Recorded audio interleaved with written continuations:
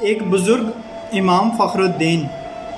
رازی رحمۃ اللہ علیہ فرماتے ہیں، میں نے جب قرآن میں سورہ عصر کو پڑھا تو تجسس میں پڑ گیا کہ اللہ پاک نے زمانے کی قسم کھا کر فرمایا انسان خسارے میں ہے، مگر حقیقت میں تو انسان نے بہت ترقی کر لی ہے، نت نئی ایجادات ہو رہی ہیں، انسان نے چاند تک رسائی حاصل کر لی ہے۔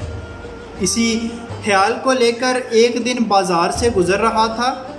تو ایک برف فروش کی آواز سنائی دی، لوگو میرا مال خرید لو، گرمی کی وجہ سے پگھل نہ جائے، اگر پگھل گیا تو مجھے بہت نقصان ہوگا۔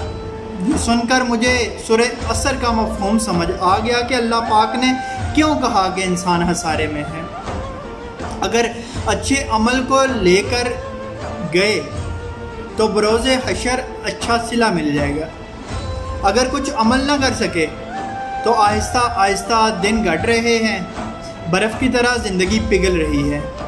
جو اس خسارے کی طرف لے جا رہی ہے۔